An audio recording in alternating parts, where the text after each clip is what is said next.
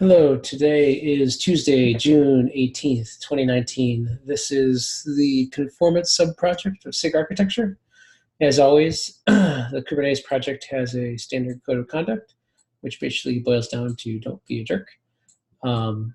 The agenda we had planned from last conversation was to, before we get too deep into the weeds of execution, is to possibly pop up the stack for a second and have a little bit of a higher level conversation about what are the high level objectives we want to try to aim for in the 116 cycle.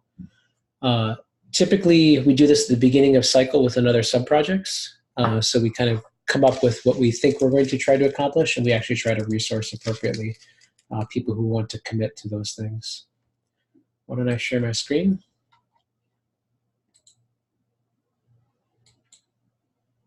All right. So hopefully folks can see my screen. Yes, no? Yes. Yes. Right. So from a planning perspective, like what we've had outlined up above was that we wanted to address core functionality and kind of go through things in order. But what I wanted to do as a group here, before we get into the 116 cycle and too deep into it, we've kind of been marching to a drum that was pre-established by pretty much folks who had been primarily Brian and Globin folks, I would say, right? Brian had kind of set the agenda of what folks wanted to go towards, and we've been executing sort of against that agenda for a while. But what I wanted to do at the beginning of this cycle is to see from all the stakeholders here what they consider to be, what are some of the things that they think need to be addressed or should be addressed, and try to sort that against the legacy priorities and see if we can come up with a prioritized list of what we think are the most important things that we should be doing. Because sometimes taking a step back allows us to move faster. So with that in mind, like one of the concrete tangible items that I think is important, I think would make us move faster, is John's proposal. Wow, that was what I was going to say too, Tim. So you can imagine. In fact, I have to cut out a little early at 12:30 because I'm going to present a lot of this conformance work we're doing actually internally here in an effort to get some more support here internally. But I think that the big thing that the proposal to me, the big thing about it is tooling, right? We need more tooling around figuring out what it is what the list of things are, behaviors are that we need to test, actually generating tests or test scaffolding for them, and then lastly, measuring the coverage. I think we can dramatically boost the number of tests we're doing if we get to the goal. I think so too. We've kind of been doing things the brute force way, and it's been pretty slow and belaborious. And unless we have people who are seriously understand the code and are dedicated to digging into the gritty details to fix the tests to make sure that they match, we get into this weird catch-22 situation where we actually, I think, waste more time than actually getting more things done. Maybe that's me. That's my supposition, but that's my take on it. Yeah, I agree. I think it's been slow. As part of this internal presentation I'm doing, I looked at the tests over the last 4 or 5 releases. So since 1.9, and we've gone from like 159 tests in the conformance.txt to 221. And that's just like, I estimate there's probably over 2,000 tests we actually need. And so we're never going to get there without some real tooling. Yeah. What do other folks think?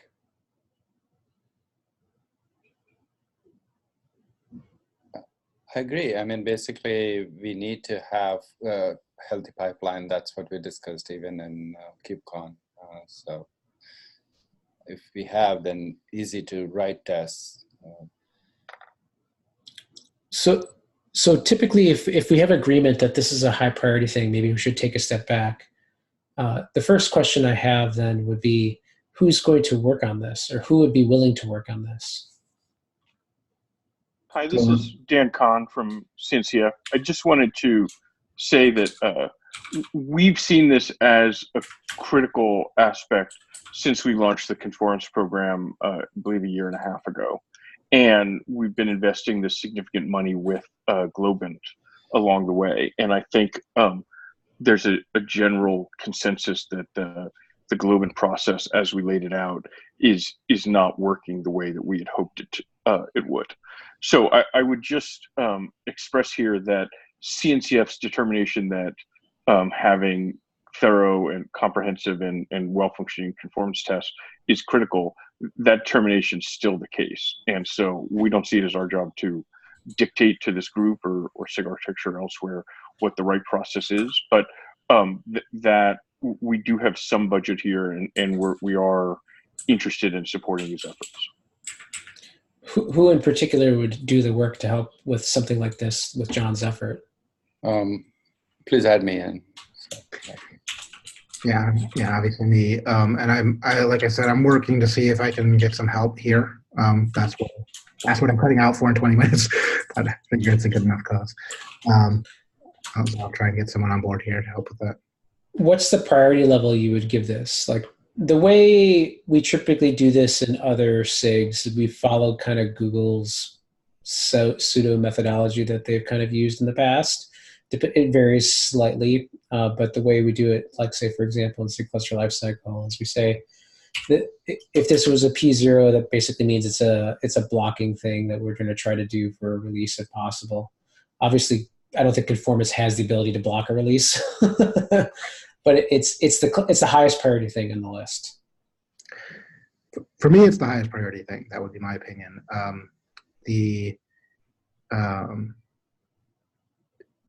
I think that from a quote blocking standpoint, I originally wrote the cap in a way that we would do it. We would do it in a way that can be incremental as opposed to having to redo everything. Right? These tests could get layered in incrementally, piece by piece. We'll see. Hopefully, that's feasible, and I think it is. But I haven't gotten much feedback on the cap. I'd love to get that if people have a chance after a call. Yeah, I was planning to, in true Tim fashion. Other things have usurped my time. That it always does. It's not just for you. I can help as well, but it's unclear to me whether I can commit enough of my time to consider this a P0 for me. But this was part of the reason I've worked my way up through the reviewer and approver path for the tool that determines what is and is not a conformance test, is so that I can help with anything that modifies the tool to consume the files that are described in John's proposal. Mm-hmm. Excellent. Great. We've had a lot of conversation. I think I haven't heard any dissent. Clayton, you're super quiet. I was reviewing E2E conformance things in the background. I'm sorry. That's all right.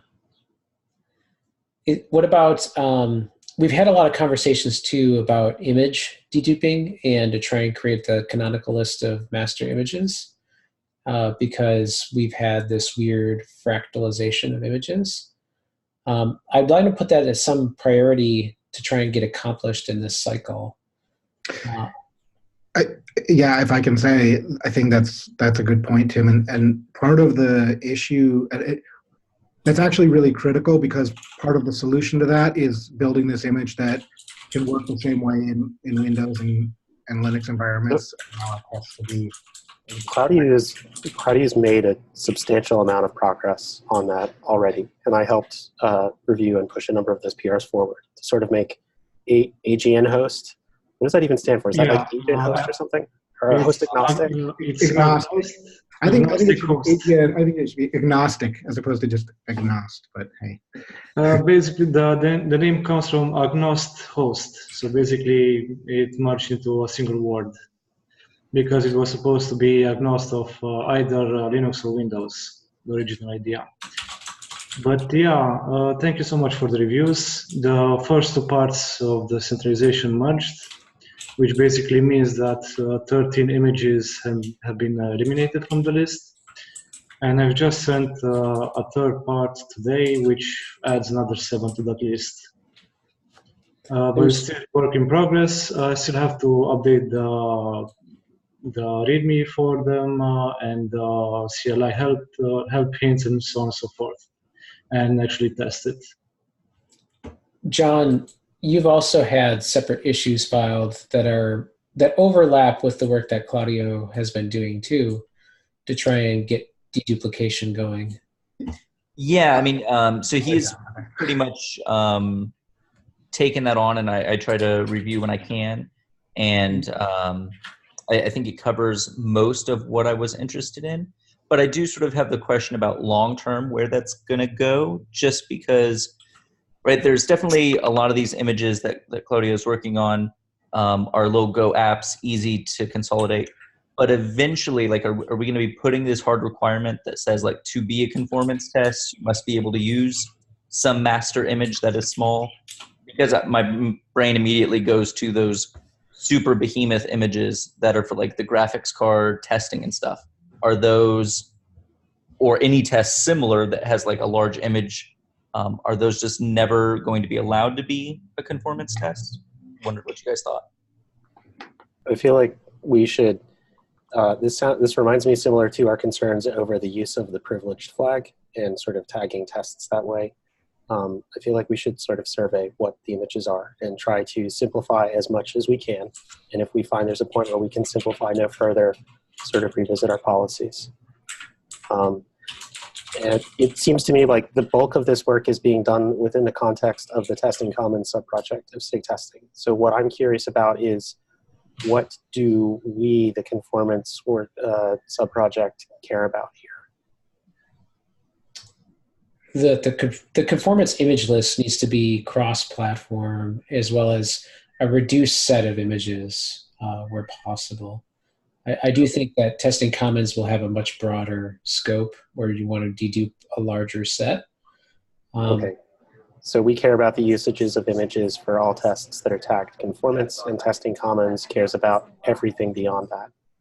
Yes. I think that is pointing out one of the places where we're still lacking some tooling here, where, right, we can centralize the images, but right now there's nothing checking specifically that like a conformance test is using a smaller set. You know, like if tomorrow somebody again introduced a new conformance test or image in a conformance test, there'd be nothing that would flag or fail. So I think that's something that needs to be done. Agree. This is something I would sort of file under the bucket of improving our conformance tool. If we look at the existing tool we have that like links conformance tests and make sure they use the word conformance it, I would like to see that augmented to sort of automate away some of these checks, like Umichi's, let's verify that it doesn't call skip anywhere inside of the test. And we could similarly, ideally, try and link that, let's make sure that the images it uses come from this approved list or whatever. I might be dreaming too big, but I feel like these sorts of checks should be automated away as much as possible, rather than added to human review burden. That makes sense to me.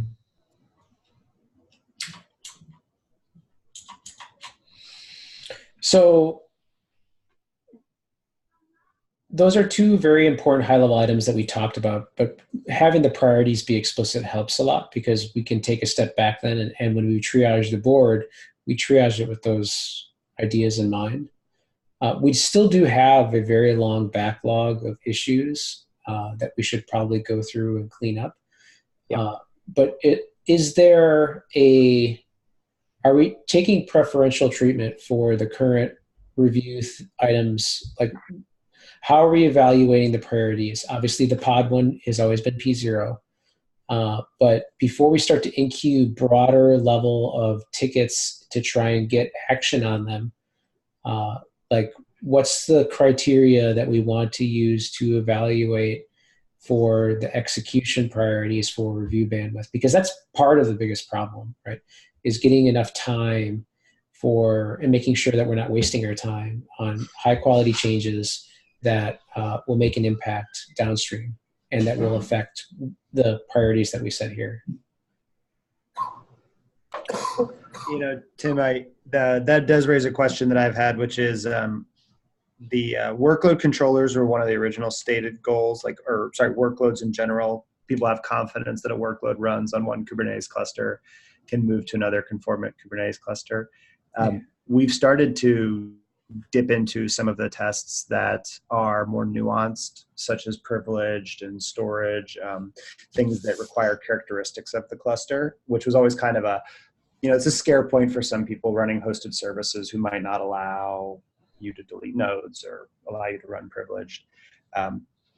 When we talk about the priorities, do we want to keep the priority on workloads and having portable workloads? Because there may be other opportunities outside of the ones we've been looking at to grow the test footprint and satisfy that goal. I mean, I think that portable workloads is key. I think that there are pluggable areas that we need to make things portable. But I do think we have an issue or a question or I don't know, something we have to deal with around the constraints or the, what constraints we put on the conformant test. Like can a cluster be conformant when it's a user that doesn't have privileges that's running the conformance test? I would think we'd want that to be yes. There's hosted environments where I imagine you don't necessarily want to give admin privileges. I think that's what you're referring to, Clayton. And yet we would like those to be considered conformant. But I don't know that we have a solution to that yet. We don't really record case law on those very effectively. I think like if we get into priorities for review bandwidth, we are generating a good set of documentation. Are we doing enough to standardize it, either into like a top level cap or a top level like here's every time we generate a case law exception in the review bandwidth, are we making sure that shows up, or in review, are we making sure that shows up in a list that other people can consult? I feel like there has been some traction in doing that for the conformance tests document inside of the SIG architecture folder in community, which is the document, as far as I know, that I treat the authoritative source of like, what is a conformance test and what is eligible for conformance? And there's a whole bunch of stuff in there right now about sort of our case law for Windows. Mm-hmm. And I would hope that we continue to update that as we go forward. And we have been. So like Windows is an example of like, there was more than just Windows. Windows brought up a bunch of other constraints that forced us to modify that doc. But I do think that the privileged thing, for example, it's kind of unclear to me whether we actually made a ruling on whether or not privileged is or is not a thing that makes sense in the context of conformance. We've been tagging it, but I don't know if we've been acting on it, right?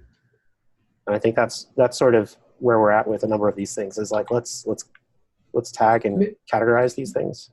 Yeah, maybe that's an actual action item. Instead of me trying to like say we should actually have as an action item to do the enumerated list, possibly as an output from John's work or our work on auto scaffolding and auto generating the stuff, to actually have a criteria for evaluation. I think that's a point. I'm sorry. I think what we're starting to veer into is this idea of profiles and like maybe what we need to do along the lines of tagging is get the existing tests at least, or the new tests that get generated, tagged around what the requirements they need, and then have all the current conforming, as many as will, conforming products evaluated. Because if we do want to get to a concept of a profile, we want profiles that have a high degree of commonality. And we may find that everybody implements different volumes in almost all cases, and that could become, part of the cloud provider profile or whatever it is. If we find significant gaps or lack of overlap, we may have to go back to the drawing board on that. So can I think, okay, go ahead. My other thought in terms of prioritization is I still feel like we have an awful lot of low-hanging fruit that has been enumerated by Hippie and the rest of the folks working on API Snoop. And perhaps some of the APIs that aren't covered don't directly tie to pods, but I believe that a good chunk of them do. And I think they've identified a number of cases where you could probably get a lot of bang for our buck if we worked on promoting existing tests that cover those APIs. And we could potentially use that to decide, to sort of factor into the behaviors that we wish to enumerate. Where I feel like we have less value currently is because of our focus on pods, like picking up any test that happens to mention the word pod in it without any real clarity over whether or not that is exercising a behavior that we don't currently exercise seems to be of lower value, clogging up. Personally, it's clogging up my bandwidth a lot more. Like I'm finding many of the tests that are getting kicked up, I have to really dive super deep to understand like what all the utility functions and helpers and jigs and fixtures and stuff are doing in the context of our conformance test requirements. Yes, I've done that as well. In fact, I've done I've done it in multiple passes, and it's a pain. So like if they do a mass promotion across an entire file, that means you actually have to like dig through the entire corpus of every single call it's making and verify that it's actually doing the right thing. Right. So in terms of like the progress we can measure, that feels more painful than it's worth right now. Whereas the progress we could measure by going after APIs that really aren't exercised or covered would be helpful. And I just view that as like something we can do in parallel or alongside or complementary to the listing of behaviors. So I think this is enough for a prioritization for a cycle. I think trying to do more than this, given the fact that most people that are working on this group are part-time in it, I think would be lying to ourselves. If anyone wants to like clean up the way I've kind of articulated this plan, please do so. I've just kind of, my chicken scratch is, what I've trying to distill what we've talked about. So like working on John's proposal is a high priority item, cleaning up the master image list, working on the existing tests that we've already enumerated and clearing out the backlog, and also developing a criteria for case, as well as case law for how we want to address some of these weird thorny conditions, because we actually haven't written it down yet. Does this seem like Do we have we made an effort in the last couple of releases to gather feedback from people seeking conformance in the larger group? I don't think that specifically should change our priorities, but it is maybe an open question that I had. Is I know as someone who has submitted conformance results, I have not had an issue, but it felt very rote and mechanical, and I'm always suspicious when I'm doing rote mechanical things, whether that's success or failure. John would probably be the best signal for this. John S. Be the best signal on, I'm sorry, I missed the last part of the conversation. I was just, I was asking, do we feel that we've gotten sufficient feedback from the community of conformance filers and people seeking conformance, that any feedback from them should be taken into account in the priority list? I see what you're saying. I thought you had, when it came up, talking about people wanting to elevate tests to the level of conformance. I mean, people from the Sonobui route have not reached out and said anything in particular was lacking or they wanted more. That we have an ongoing feature or issue that talks about people whose clusters have a bunch of different taints. Somebody was even just talking about like they have these GPU tainted things and they have these other performance tainted nodes. And it kind of raised the question about whether or not like the cluster as a whole is conformant, or, and it involved this plumbing. Like you could imagine operating that cluster in a conformant way, but it would require further plumbing of saying every test that creates a job now needs to go through this customization hook. Yeah. I don't know how that fair, we've imposed that even on regular ED tests, and SIG testing has been pretty good at being accepting of it. Just, people have much more varied topologies now than they did 3 years ago.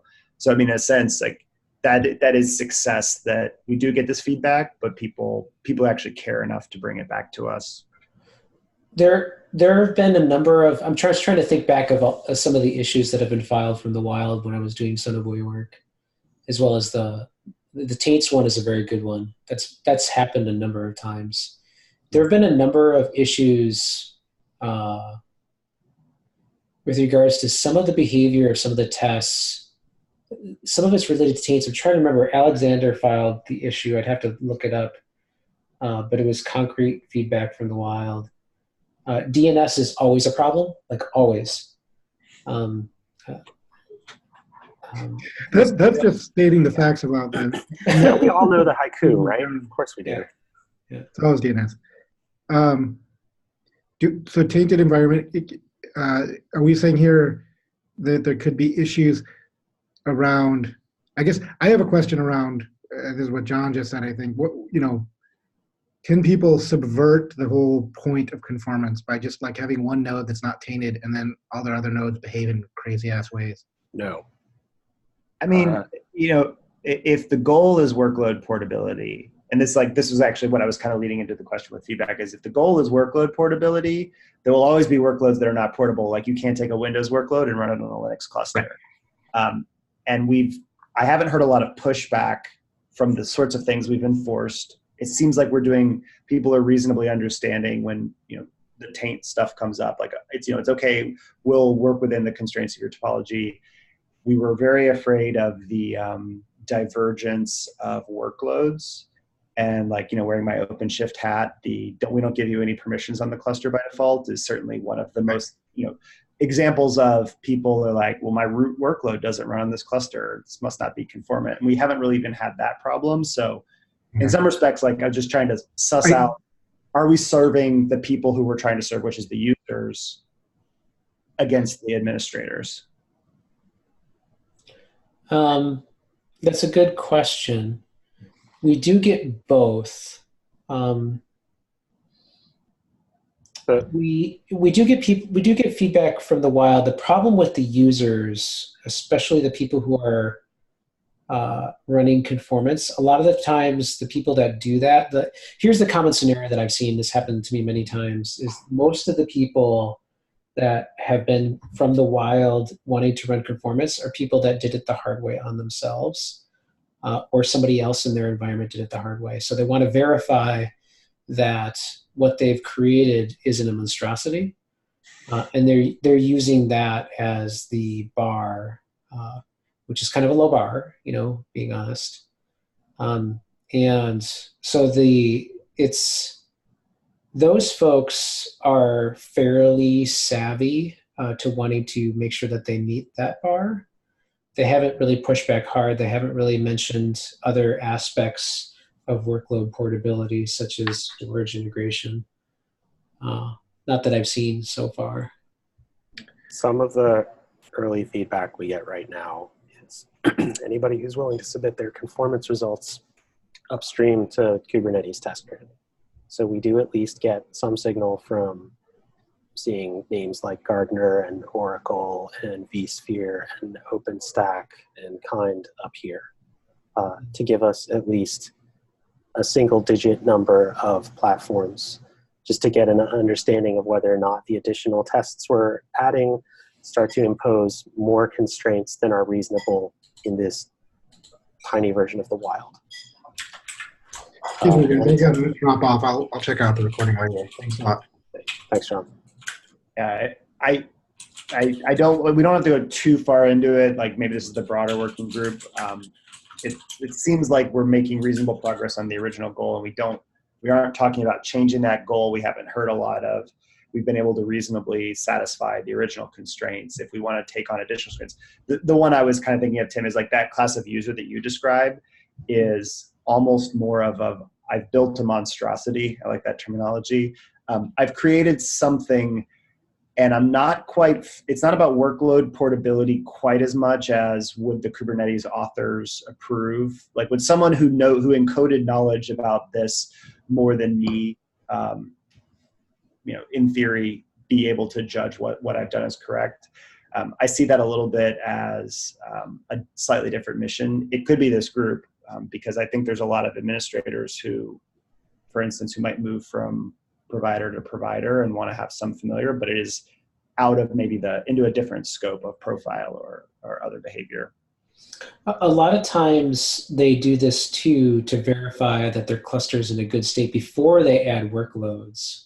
So it's like the initial smoke test that they run before on any cluster operation, because sometimes they change parameters or sometimes they muck with their configuration because they're doing something special for their environment. So I do see your point. It's a weird constraint where people are using it a lot for like base level smoke testing of their environments, not necessarily to guarantee that my workload A will work on environment B. My question here is, does the Sonobuoy route empower people to use the latest and greatest versions of conformance tests? If we wanted to get signal on like what we're doing for 116, right? Yeah. To get the earliest possible signal that, oops, we promoted a conformance test that turns out to like really not meet expectations across a wide variety of environments. We have the technology if you run the tests the hard way or if you use the upstream image, but like how fully hooked into that, the path that a lot of people use is it? There's overrides that exists. You can always override the image where you're pulling it from. By default, it'll always stick with the version of whatever the cluster is. So it tries to match against cluster version with the conformance image that's been created for that cluster.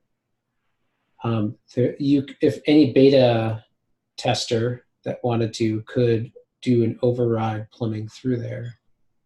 And I think to get to both of your points, like the subset of tests that we run in conformance, there are, if you look at the 1,000, if there's 1,000 E2E tests, we have 200-ish or 250 in conformance. I bet you 250 of those only work on GKE. Since John left, I can dig on him a little bit. But then of the rest, many of those do have value but are temperamental. Like, I see this all the time in OpenShift, which is we run a broader set. Like we don't just run conformance, we run as many as will pass. That number is not 100%. It's not 50%. It's somewhere in between. That the broader set would be useful. Is that something that we should focus on at a SIG testing level? It's not conformance. Or if we're hearing that conformance, which was originally about workload portability, there's maybe a class of conformance which is not yet conformance or pre-conformance that is that 75% or so that actually should pass on most clusters.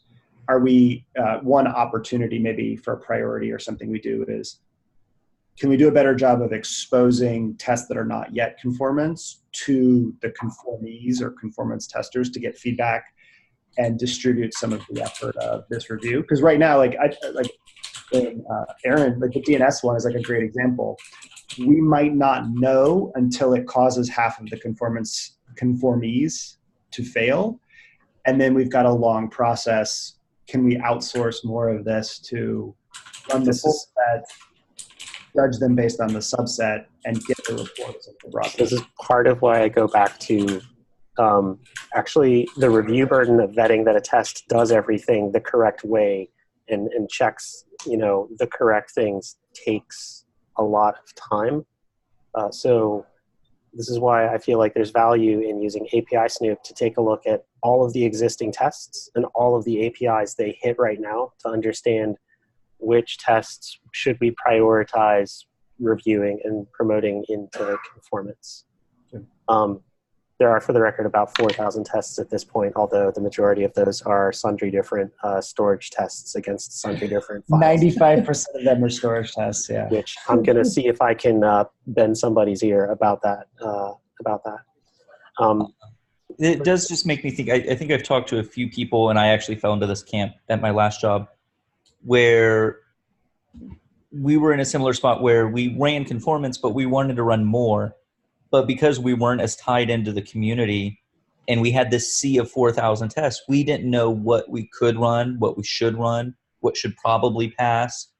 And so we kind of just spent some time just guessing, stabbing in the dark at all of these tests. You have just a handful of things to work with the regex, but I don't know. I think this has come up before, the idea of like a pre-conformance, and we were trying not to complicate things or make extra layers. The other thought I have is this like useful.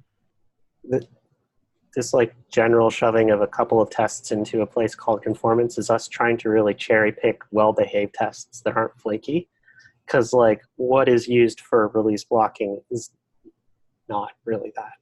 And we can certainly we have pretty well-defined jobs we can link people to show like these are all of the release blocking tests and you are free to try them on your cluster, but try them at your own risk. And it's just unclear to me how useful of a message that sends to people, or how useful of a signal that is for people.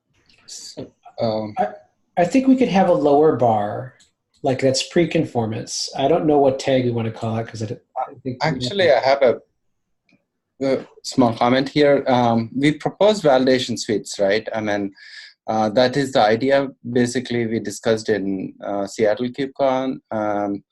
And the idea is that any sub-project or group can create a set of tests as a suite, and like node conformance right now is a validation suite. Then we can regex and just run that validation suite. We can have any number of validation suites we want. We don't have to deal with them from the conformance group, but individual groups can deal with that, right? Like the problem is, like as Clayton was mentioning, and what John was mentioning too as well, is that means consumers have to craft this regex that is impossible to understand or know. Like people just want to know, can they pass a workload to their cluster, and do they have a little guarantee that it might work on someplace else? Right. I mean, a validation suite is basically then tells you storage validation, but it's not regex, but regex is already pre-built for you. So one thing is, go ahead. From the regex being like really incomprehensible, right? The one I usually point people to is it's not disruptive, it's not slow, it's not flaky, and it doesn't require a feature. I feel like that's a relatively simple regex. I might be wrong, but that's kind of the criteria I think for this might be eligible for conformance. So I think there was an interesting thing. So Aaron, you brought up Sonobui and running other stuff. I think Sonobui exists to fill a gap of an opinionated execution and to make it a little bit easier. I think my perspective, and this gets to the regex, is that the way that we organize tests in Ginkgo worked good for the first 2 years. And now we're Ginkgo itself is not a very good framework for running tests anyway. So I finally got tired of Ginkgo and I kicked all Ginkgo out of OpenShift. We use the upstreams, but we do some hacks in Ginkgo to build a command line around running tests like suites. We ran into regex, we were finally hit O(n) squared problems with regex and filtering tests. And I almost think that maybe when we're talking about ease of use, whether it's Sonobui or the core tests themselves, trying to encapsulate the idea of a set of suites. We have one. Could we do it without bringing in conformance, whether that's Sonobui or options to Sonobui or changing the upstreams to not be so darn Ginkgo, whatever it is. Working through that to where we have the broader suite, and maybe, as Aaron, you're saying, everything that's not in the edge cases, although some of the features I really think should be included, all of those are the pre-conformance suite, and that gets us the flaky and the works on most people's clusters signal, which preloads some of that work. Right now, I don't think, with the exception of the people who are on the dashboard, vSphere and a few others, I don't think as many people are getting exposure to that set because of the focus on conformance bar. What can we do to incentivize people to run up that ramp so we don't have to do as much of it in review and test? I agree with that. I also want to get rid of stringly type tests, but I do not have the time to invest in ripping out Ginkgo, right? Yeah, I just hacked around it, and we just paper on the problem. I think we could do more and commit to doing more. We could maybe hack our runner or whatever to take that list of anti-flags and create a shortcut flag for that. That's basically what we did. Yeah. Perhaps before we get too deep into the weeds, I think having the case law and the documentation for how we want to address these things may be a good first step. And then, if we really wanted to, we could even take that and farm out that idea as a proposal for people to actually execute on. So Tim, maybe I think Sonobui is maybe the best position for this right now. Should we just make an effort to have a Sonobui pre that matches what the filter that Aaron described, and encourage people to be able to run that in a mode that does it? Maybe you already do that or not. Yeah, so I could do that super quick. If it's just a matter of like preforming a regex, we kind of do that because we have a quick mode, which says, run the pod should be submitted and removed. It's a single fast test. We could have some sort of verbose or thorough or conformance plus or whatever we want. And even if we just wanted to make it kind of quietly out there, we try it out. We have a release coming up as soon as Kubernetes 1.5 goes out. I could put that in there. Just to seed that idea, and then we can get some data. You're the best positioned, I think, and we can hide some of the complexity with there's conformance, and then there's this larger set that we think belong in conformance eventually. My only reservation to that is this sounds an awful lot like, hey, let's make a canonical skip list in this third-party product that doesn't live upstream. And we went through this already. And it resulted in different people running different numbers of conformance tests and us being unclear on what the actual definition of conformance was. So my only ask would be that if we do that, we plummet all the way through to the upstream test runner so that it allows everybody to sort of use that same canonical definition. Like, I'm totally cool with plumbing a fast pass through Sonobuoy to that, but let's just make sure that that lives upstream so that we don't fall out of sync. Yeah, and maybe this is a messaging thing as much. It was about, can projects that exist in the ecosystem provide value based on the position they already hold? And that was more of the perspective I had there. I don't disagree with you, Aaron. I think, we were totally on board with Sonobuoy, like trying to get that skip list. I don't want it to be canonical, but it's just being a user-friendly, hey, you might want to be interested in these tests, but they hold no special significance upstream. Yeah. That's sort of my thought of it. But it's the next place. If someone says, yeah, I know my cluster's conformant, but what else should it pass? Or what else might I want to run? If we think that has value, it's easy to integrate into Sonobuoy, and then the upstream doesn't even have to worry about like just providing this recommendation. Right? Conformance group can just worry about conformance, and the third-party tool is providing some helpful user feedback or a suggestion. So I view this as nice to have, but maybe to echo what Tim was saying earlier, I kind of bucket it under the same place as profiles.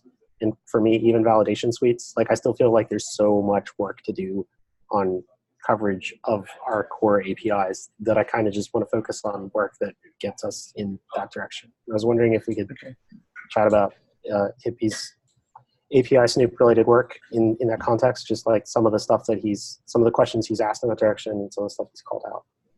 Right. So I think this list is reasonable enough that we can kind of move on. We have other agenda items to talk about, but this is the primary thing I want to discuss because my goal here is that when we triage the backlog, as we go through and groom the backlog for execution, we kind of groom it with this priority kind of in mind. So that way, we can kind of expedite individual issues as they come through. Are there any other? We can go through this list again and probably should curate it because it's not. I don't think this is the same. Are there any other questions, comments, complaints, concerns there? Going once, twice, three times. Hippie, you filed those issues from API Snoop. I did, and it might be easier if we open the Markdown document for the main one there, and that way everybody can collaborate, and we'll use that to update the umbrella ticket. We found it difficult in our team to have an umbrella ticket that we couldn't all edit together, so this is kind of our shared space. Just a quick note, what we're trying to accomplish here is a 16% increase in our core conformance coverage. There's more than core, but this is the core parts. If you click on that tested but not conformant link in that first area, maybe middle click or something, so it's another tab. What that will allow you to see is the 30 endpoints that are in core that are tested. And this document and this umbrella ticket goes through these specific endpoints and what tests we could promote. So if you middle click or control click on read, replace, or patch there, it will bring up the specific endpoints and their list. And then for each of those, we have some issues that may or may not have PRs open. So that's kind of the work to accomplish. If we accomplish this work and everybody, or the reviewers agree that these are good tests, then we're going to get pretty far pretty quick. And if we want to, we can go through each of these and maybe just get a consensus as far as a triage of which ones we should hit first, or go from there. We've got other things in place to go beyond this, to go beyond core, but go to all of stable. And we've also got some plans to go through everything by our kinds and prioritization and working with John's work, obviously. I think there's a way we can combine the definitions of the test in a machine readable format with some type of machine readable format by working with John. All of the list of the tests, if you click on the list of the tests there, it'll show you the endpoints that one hits. So I'm looking at this particular one. The nomenclature is a little confusing to me as I'm reading through this. So it says replace core v1 node status, right? Yeah. And if I look at that, preempt scheduling path runs replicate sets to verify preemption running path. Yeah. That's really kind of a confusing flow of endpoint hitting through the test suite. Sure. That is the only test that hits that endpoint, the only one. And so it is this only test that if we do promote that single test, it will increase the coverage on that endpoint.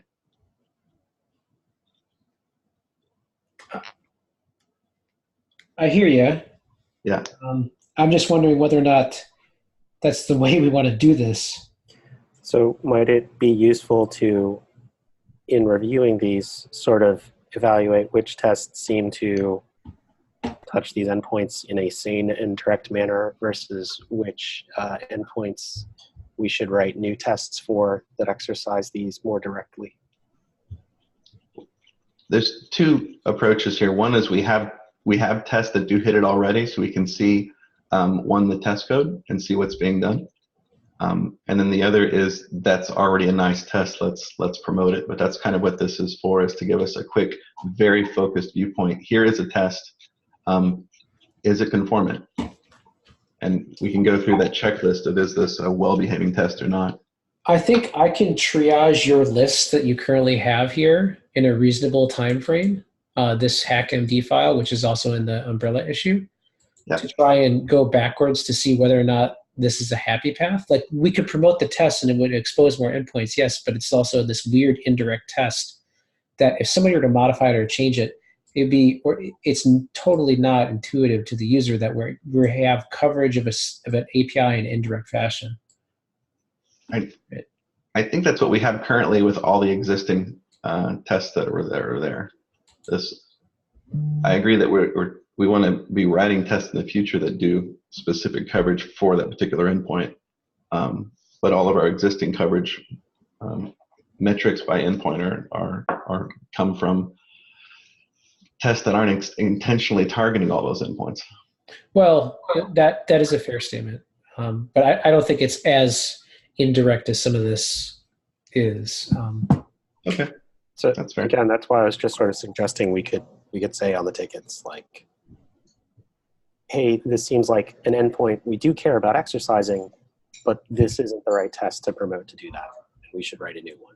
So you have how many umbrella tickets? I could do one to somebody else. Weren't you going to create a couple of them, or is this just one umbrella for all of them? That's one umbrella for all of them, and it's a copy of this markdown document. And then underneath, some of these have umbrella issues for the particular kind, like Node has one. Let's see one of the other ones here. Pod template has one, and I think it also has a PR. Config map has one, it has a couple of PRs. Namespace limit range has a PR. And they're all there kind of in the markdown document as well. We'll save this every once in a while and put it back in the umbrella ticket. I feel like this was one umbrella issue I saw, but I saw some others around like Ah, API endpoints which are exercised by other things, or Right. API endpoints which are core but aren't exercised. Do we even care about them? yeah. We do have some other umbrella tickets. This was the main one I thought was of importance for this meeting. The other ones are, as Aaron said, focused on either Kubernetes components that are already hitting untested endpoints, and they're usually kube API, and I'm working on that. I'm fleshing that umbrella ticket out. And then we have another one that is, I believe, core components hit by other objects during the conformance test. But I think we can hold off on those umbrella issues for now. I think it would take a while to suss through the details of these issues. I can work through one of them, like the first one you've listed here, but there's a couple of other ones that we'd probably need to triage. Maybe I can do a first pass on the first one and then take a look at the other ones. Does anyone else want to go through that with me? I can help on the first one. My thought would be more that the other two could be used to inform the behaviors that we care about. Yeah. It won't end up being a test directly. I agree. I think we can use that to feed in an automatic way to in a machine readable format for. I do know we spent a lot of time in planning, and we usually do this meeting on a bi-weekly basis. I loathe to want to add more meetings to my meeting source schedule. But at the same time, I do realize that our backlog is pretty dirty. So at least before we get too far into some of these other items here, does anyone else amenable to the idea of having a separate little quick grooming session to go through the backlog maybe next week and try to get it in a cleaner state so we can try to execute against these priorities? Next week is KubeCon. Oh, China? Yeah. Maybe later this week. What is it, Tuesday? Thursday.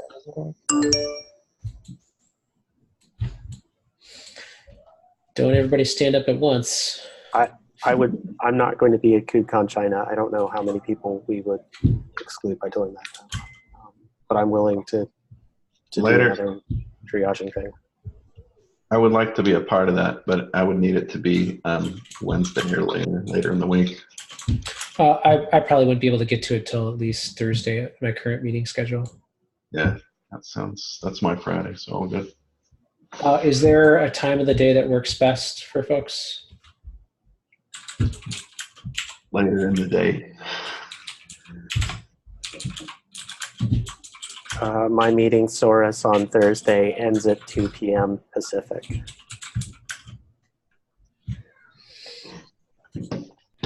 One second. That is 9 a.m. my time. Awesome.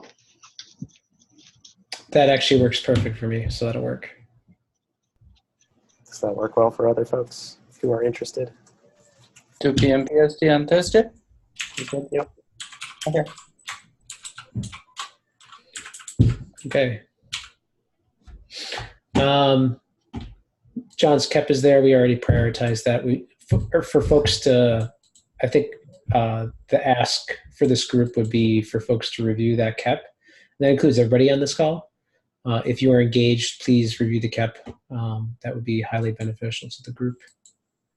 And we'll go through I'll try to get your issues addressed before we do the grooming on Thursday, Hippie. I'll try to take a look at it, make sure it's done before then. Thank you. All right. Last, before we go, Srini, you have I can quickly update. Basically, you can go through this list and on Thursday. Actually, some of these have questions regarding, some of them are LGTM, some of them has questions like, some tests involve security context, whatnot, and then there is some naming changes like that we're not sure whether we have to write new tests like node selector versus node affinity. Such things coming up. So we can do that on Thursday. The second thing that I mentioned in the email was the Globin folks team is transitioning. There's not going to be any official statement, I guess, but I came to know last week during the meeting, and currently one person is going to leave from India, and then one person joined from Belarus. Sorry about that. And then a couple more people will join from Belarus team. That's pretty much it from me at this point in time to update. Project plugins, actually the / project plugin is complete. All the 3 PRs are merged now. I just have to add a config file, I guess, somehow, maybe a PR to add a config file for KK. So that we can use that plugin. Project Manager plugin, the PR is still under review, so I'll update you once it's done.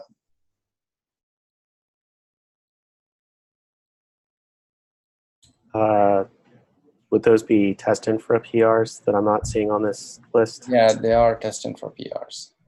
I can list them out here. Okay. There's one outstanding PR, sorry. Okay, maybe ping those in the Kate's Conformance channel, and I'll see if we can increase the review bandwidth on those. Sounds good. Yeah, there is one which is outstanding PR, and there is another PR that I'm waiting for this PR to be merged for the issues. I mean, if you add an issue, that should to automatically add an issue to the project board. So the current PR only handles pull requests.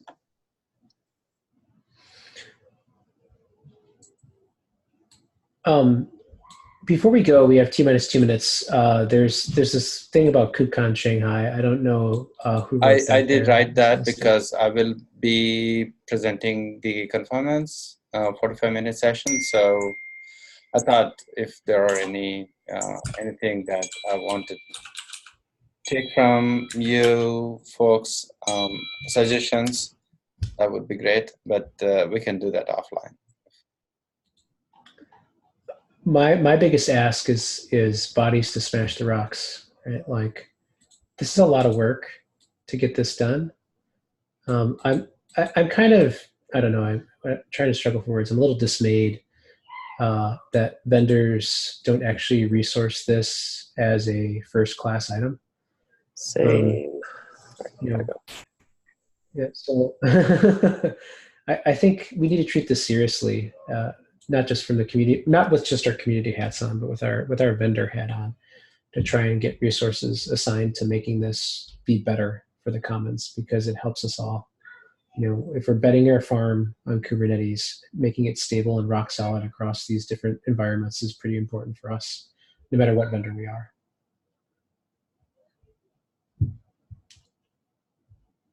All right, with that last admonishment, I think we're out of time. So Thanks, everybody. Take care. Thanks, everybody. Thanks, Tim. Take care.